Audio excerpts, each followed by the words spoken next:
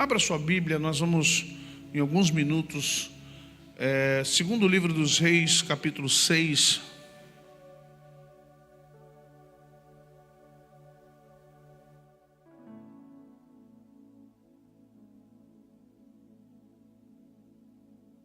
Verso 14, eu vou, na verdade, resumir o texto, verso 14.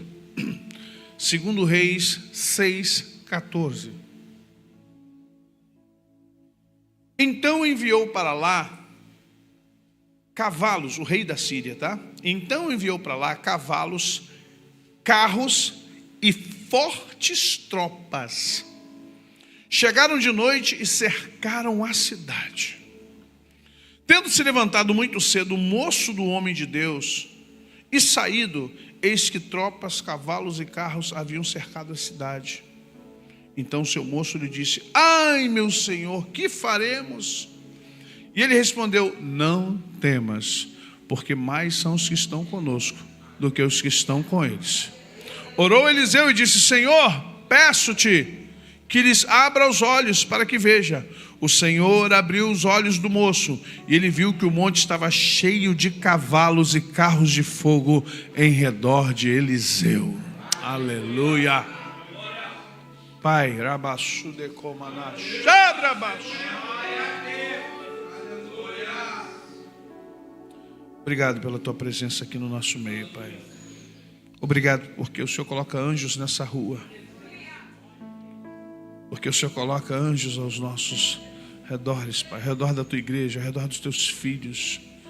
Obrigado porque o Senhor, Pai, nos guarda em todo o tempo. Continua nos guardando.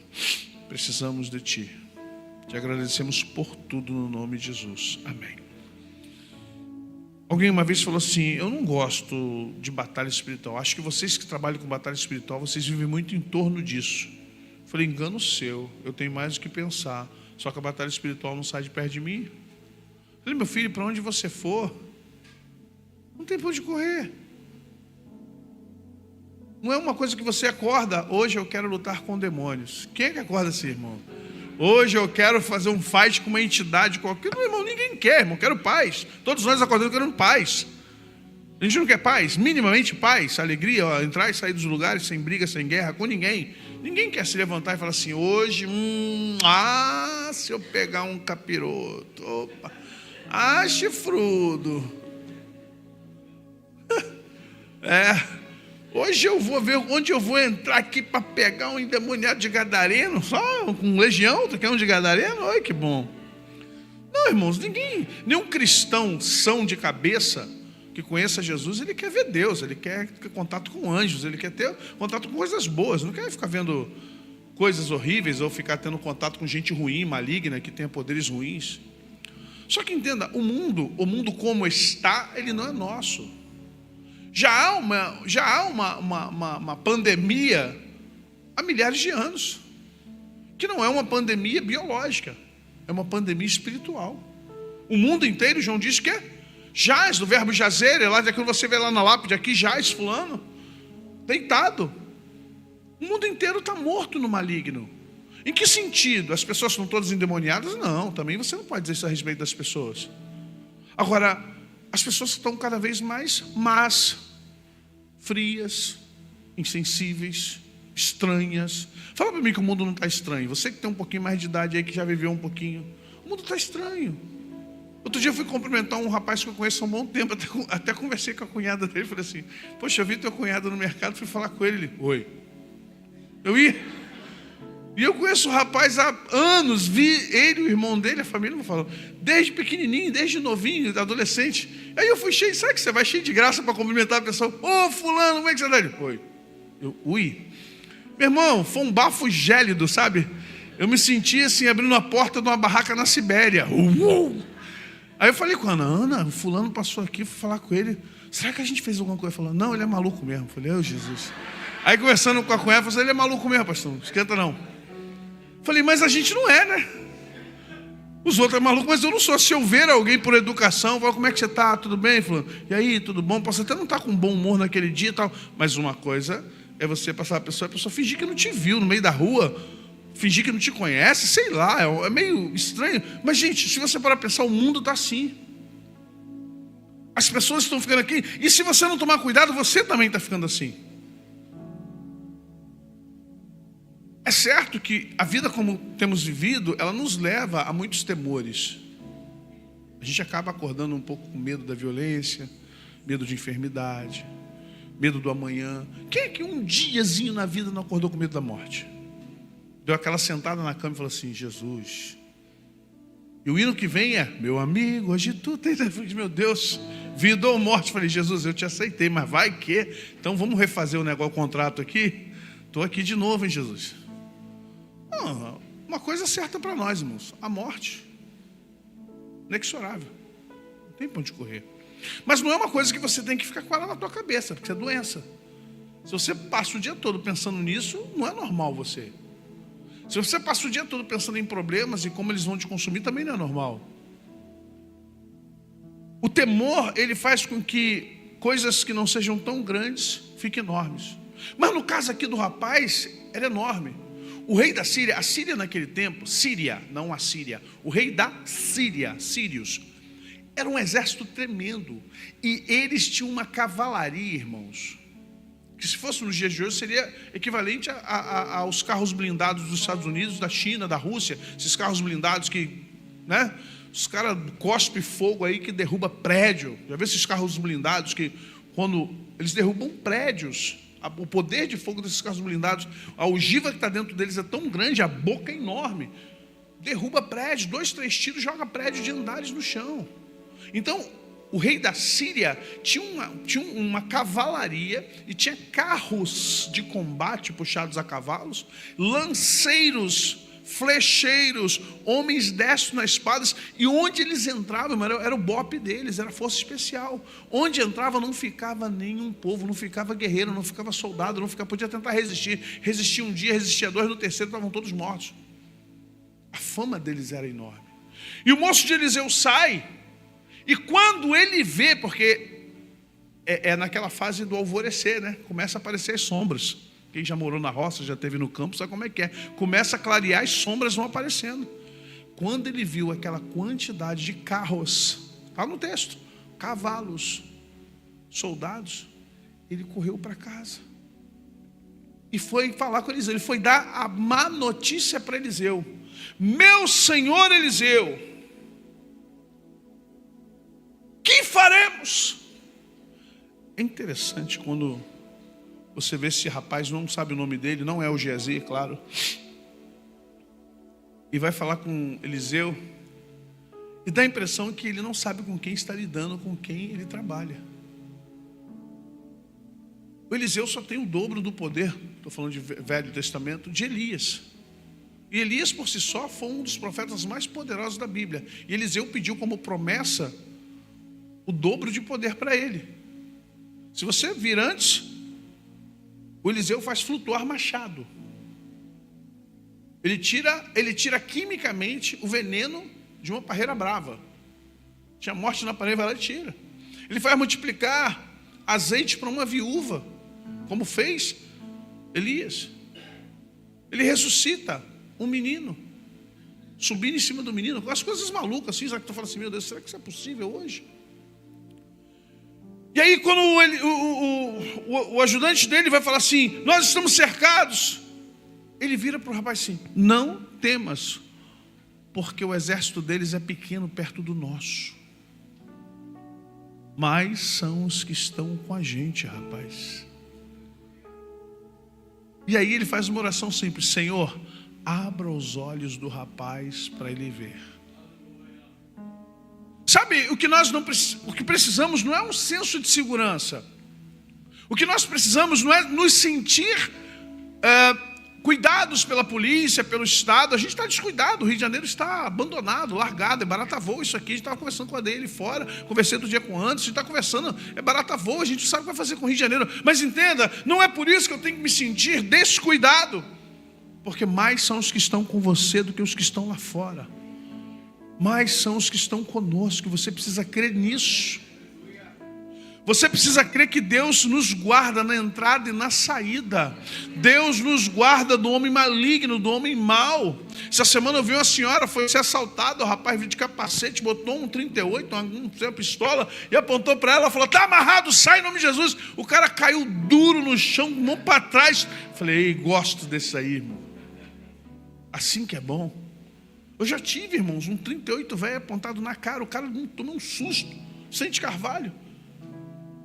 Vindo de um ensaio, ouvindo de uma oração. Quando eu paro ali no sinal em Vaz Lobo, não era Vicente Carvalho, Vaz Lobo, vindo para Irajá, ao invés de ir para Vicente Carvalho, o cara encostou, falou, perdeu. Você fala assim, baixa a arma, em nome de Jesus, o que você quer. Ele saiu correndo. Pegou e saiu correndo, pegou um beco ali perto do cinema, e brum.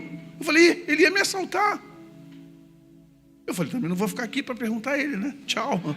Não, apontou a arma, perdeu. Eu falei, a única coisa que eu gritei com a autoridade, eu falei, baixa a arma em nome de Jesus, o que você quer eu te dou. Só que ele não quis, que ele saiu correndo, não sei o que ele viu. Viu alguma coisa, que alguém que apontou a arma para você e diz, perdeu, e sai correndo. Eu falei, amém, Jesus. Acontece, irmãos. Talvez você não veja, mas o mundo espiritual, ele é real. O mundo espiritual, ele é real. Ele é vívido, e a gente precisa aprender a ter contato com o mundo espiritual para parar de ter medo de coisas terrenas. Quando a gente começa a ter muito medo de coisas humanas, quando a gente começa a ter muito medo do poder, do tamanho, do poder de fogo, da bandidagem, da corrupção, é porque nós não conhecemos o Deus que servimos. A gente lê tanta Bíblia, lê tantos personagens, lê tanta coisa maravilhosa, parece que seja na hora de nós aplicarmos para nós, não vale. Como não vale? O mesmo Jesus que deu poder para Pedro andar sobre as águas é o mesmo que vai fazer você andar sobre as águas, se for preciso. O mesmo Deus que deu poder a Moisés para abrir uma porção de água chamada de mar, para que um povo passasse durante horas, é o mesmo Deus que pode te dar poder para fazer isso também em Copacabana, Ipanema, seja lá onde Ele quiser, na Baía de Guanabara. Eu creio assim, senão é inócuo estar aqui. Nós não saímos por aí desafiando Deus todo dia. Ah, já que aconteceu assim, então eu quero andar sobre as águas. Não é assim. Ah, já que aconteceu assim, pode ver que tudo isso aconteceu com um propósito. Tinha um propósito para acontecer. E há promessas de Deus para a tua vida. 1000 cairão ao teu lado, 10.000 à tua direita, mas tu não serás atingido. Quando você passar pelas águas, elas não te afogarão.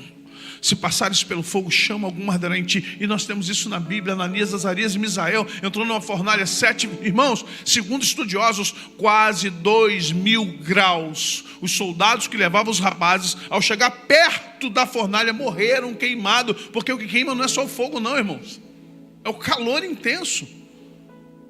E como é que pode soldados morrerem a metros da fornalha e os rapazes jogados lá dentro andando? Mas os homens dizem o seguinte, não foram 3 que nós lançamos lá? Porém vejo 4, e o 4º homem é semelhante ao Filho dos deuses. Meu Deus. Abaixo de calabaixo. A gente precisa querer viver isso. É lúdico? Tá, você quer saber? É bobo? Tá, você acha que é isso? Para mim não, para mim é real. Para mim é real. Tem que ser real para o crente. O crente que não crê nisso, desculpa, ele não é crente, ele não crê em nada. Nós temos que parar de começar a ter fé em coisas que não nos proporcionam crescimento, só nos empolga, mas não acrescenta nada. A gente está vivendo de empolgação, evangelho pipoca, botou, explodiu, comeu, e aí? Nós não buscamos mais isso. Parece que é proibido, parece que é feio, parece que é vergonhoso falar assim, olha, eu estou pedindo a Deus para ter interação no mundo espiritual, eu estou pedindo a Deus para ver anjos, eu estou pedindo a Deus para flutuar, eu estou pedindo a Deus para ver curas, eu estou pedindo a Deus para libertação, eu estou pedindo a Deus, sabe, para passar uma situação bem complicada, mas saber que Deus me curou, me salvou, me libertou, que Deus me deu livramento. E quanto mais medo temos, mais Satanás... Presta atenção, gente. Quanto mais medo temos, mais Satanás ele nos ataca. Ele sempre nos ataca na fragilidade, no seu medo. Satanás nunca vai testar aquilo que você tem coragem e experiência. Ele sabe que não adianta. Mas naquilo que você tem medo, é o principal dele. Ele sabe que você tem medo de bandido, que você tem medo do escuro, que você tem medo de feitiçaria, que você tem medo de perder o emprego, que você tem medo da morte, que você tem medo de ser abandonado, que você tem medo de ficar sozinho. Ele vai sempre atracar nisso. Pensamentos intrusivos, invasivos. E quando você vê, você não crê mais em Deus, não tem fé mais em Deus da maneira como deveria ter. Sem fé. Porque é necessário que aquele que se aproxima de Deus creia que Ele é galardoador. Eu não vou desafiar a morte, ninguém aqui é louco. Eu não vou sair por aqui agora, eu vou entrar na Cidade Alta para quê, irmão? Eu não vou lá no Quitunga agora, eu não sou maluco. Eu vou ficar na minha casa, trancadinho, bonitinho. Mas se amanhã, preste atenção no que eu estou dizendo para você, mas se amanhã alguém fala assim, pastor, estou no Quitunga, eu preciso sair daqui.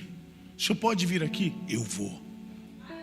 Quem me conhece sabe, eu vou. Eu já entrei no Alemão, já entrei no Cruzeiro, eu e o pastor Valentim já subi na alta com um bandido dando dura, fuzil na cara.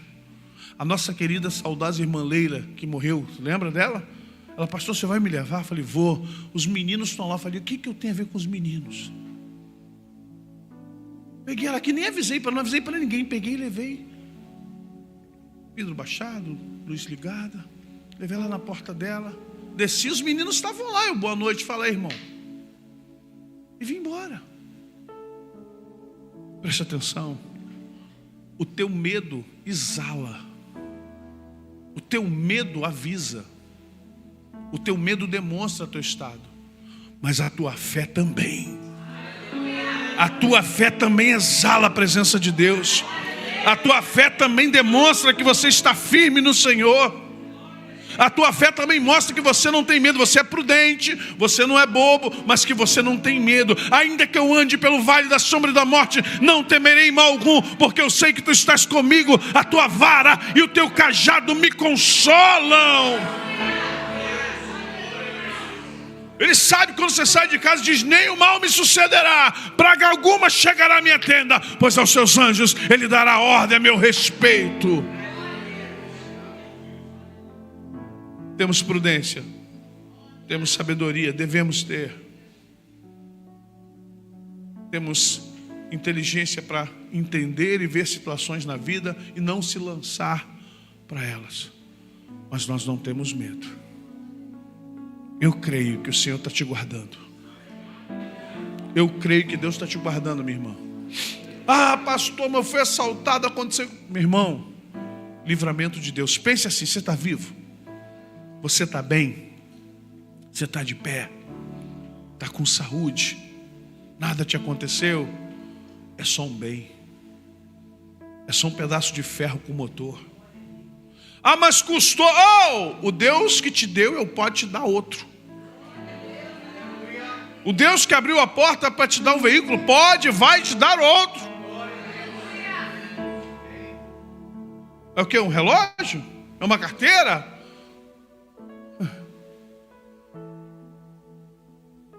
Nosso Deus é um Deus que abre muitas portas. Muitas, não são poucas.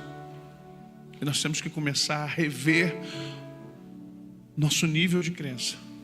Nós precisamos começar a rever a nossa forma de crença.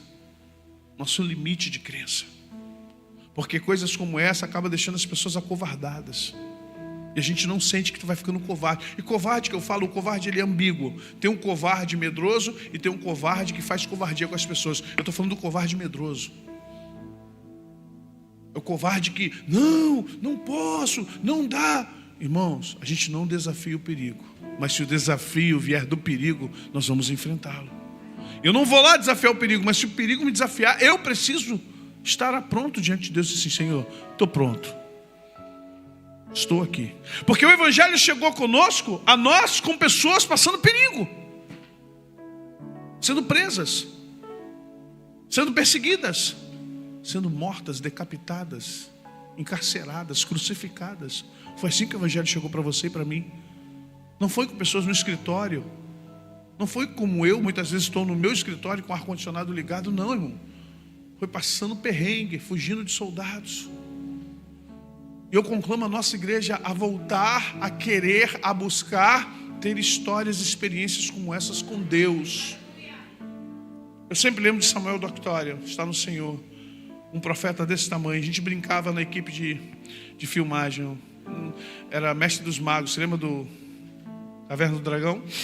Se você procurar os vídeos do Samuel Doctorium, albanês desse tamanho, erradicado nos Estados Unidos, barbudão, pequenininho. E ele levava a Bíblia numa fronteira muçulmana. E um dia o carro dele estava, um tipo de um Fiat 147, é quase igual. O carro dele estava abarroado de Bíblias. Ele parou num posto, vários soldados, aqueles fuzis enormes, Kalashnikov, russo. Os caras falaram: sai, passaporte, documento do carro. O senhor está indo para onde? Ele falou: estou indo para a cidade tal. O que o senhor tem no carro? Ele: Bíblias. Aí o cara riu, porque achou que ele estava brincando. Proibido dentro daquele estado. É um estado talibã. Falou assim: o senhor tem o quê? Bíblias. Na hora o cara já puxou para ele e falou assim: senta aí. Mandou abrir o carro. Quando abriu o carro, as caixas lotadas de Bíblia. O senhor é louco? Falou: não. O que o senhor é? Falou: eu sou um evangelista, eu sou um pastor. Mas o senhor vai passar com essas Bíblias? O senhor está desafiando a gente? O senhor está desafiando o Estado? Ele: não, nunca. Eu respeito o Estado. Não respeita. O senhor é um abusado. Aí o comandante da guarda saiu. Quando veio, explicou. O comandante da guarda não queria nem saber. Pegou o fuzil do cara. Falou: é o seguinte, faz as suas últimas orações aí, que dobra o joelho aí para ajudar a gente. Ele falou assim: Senhor, se é aqui que acaba a minha carreira, amém. Combati o bom combate. O cara pegou o fuzil, já tinha dado o golpe. Plac! Ele olhou para o outro, puxou, munição pulou, plac! Falou assim: faz manutenção direito, me dá outro fuzil. Pegou outro fuzil. O comandante, o mais irado, o mais endemoniado, empurrou ele, jogou ele para um canto e falou assim: vamos ver com esse aqui. E ele só baixou a cabeça, plac! Puxou de novo, cuspiu novamente a munição, mas plac, plac, plac. Ele começou a ficar nervoso. E os outros soldados já ficaram assim: para, comandante. Ele, não satisfeito, jogou o fuzil, pegou a pistola, puxou, botou na cabeça. Falou: vamos ver se teu Deus é forte mesmo. Ele estava tão endemoniado, ele falou, aquele homem estava muito endemoniado. Ele botou na cabeça dele. E quando ele puxou, plac. Outra, plac. O homem começou a tremer. Ele começou a tremer e a chorar. E os soldados saíram de perto. Não mexe com ele. Não mexe com ele. Ele é de Alá. Ele falou: posso levantar?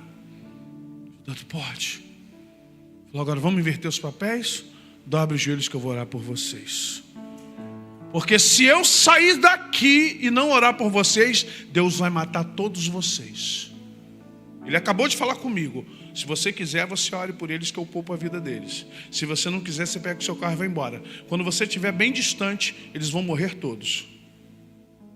Preste atenção, olha o nível de intimidade. Quando você estiver bem distante, eu vou trazer gente que vai matar todos eles aqui. Eu não sei se seria os judeus, os israelenses, se seria, não sei quem viria. Ele falou: não, Senhor, não mate eles. Ele falou assim: dobre os joelhos para a vida de vocês serem poupadas hoje. E os primeiros soldados, chorando, botaram os fuzis do lado. O outro ficou meio resistente, olhando para eles: não é possível, não é possível. Começou a fazer umas orações loucas, tentando invocar. Ele falou assim: para de invocar, ele não vai te ouvir. Eu quero que você viva, comandante. Dobra o joelho para orar por vocês. E os soldados: comandante, dobra o joelho aqui, deixa ele orar por nós. Os homens estavam apavorados com aquilo. Os caras ficam o dia todo fazendo manutenção de arma, meu irmão. É o dia todo dando tiro. O que não falta é munição naqueles lugares ermos. Dão tiro em cacto, dão tiro em urubus. Eles ficam treinando, dando tiro em todo quanto é lugar. Gastaram quase 10, 15 munições em cima de um homem com 2 fuzis, uma pistola e nada. Ele falou: Senhor Jesus, não impute esse pecado a eles. Eu não quero eles mortos.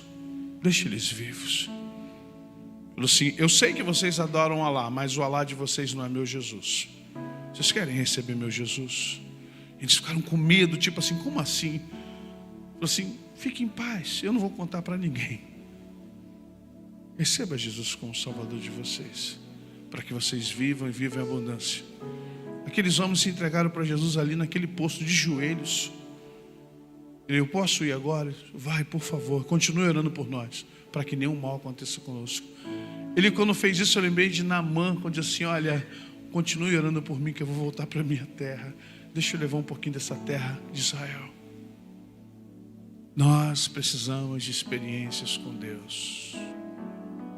Feche teus olhos. Pai, nós precisamos de Ti, Pai. Nós precisamos, Senhor, da Tua graça, do Teu poder, da Tua misericórdia, da Tua bondade. Mas acima de tudo precisamos de experiências contigo, Pai. Nós temos muitas experiências de igreja, Pai. Talvez muitas experiências ministeriais. Mas precisamos de experiências espirituais. Precisamos de ver sobrenaturais sobre as nossas vidas. Viver o sobrenatural, Pai. Buscar o sobrenatural.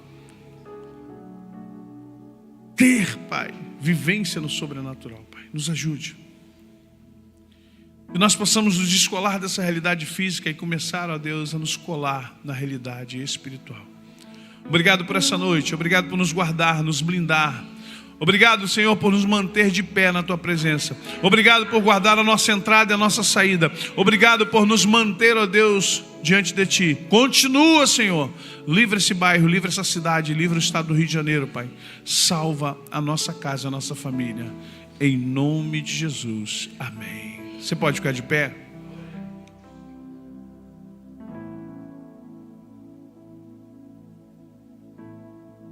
Quando você for para casa, quando você for orar, se for dormir, fala assim: Senhor, me dá experiências contigo. Me permita sonhar com o Senhor. Me permita falar contigo em sonhos. Me permita acordar ou ser acordado por Ti, pelo Teu Santo Espírito, para falar contigo. Me permita ter uma experiência real com o Senhor. Não uma experiência religiosa, de um profeta que me entregou uma profecia, de uma visão. Não, Senhor, algo contigo. Com o Senhor. Me acorda como o Senhor acordou muitos homens e mulheres de Deus na madrugada. Como o Senhor fazia com Kenneth Hagin. Como o Senhor fazia com tantas pessoas.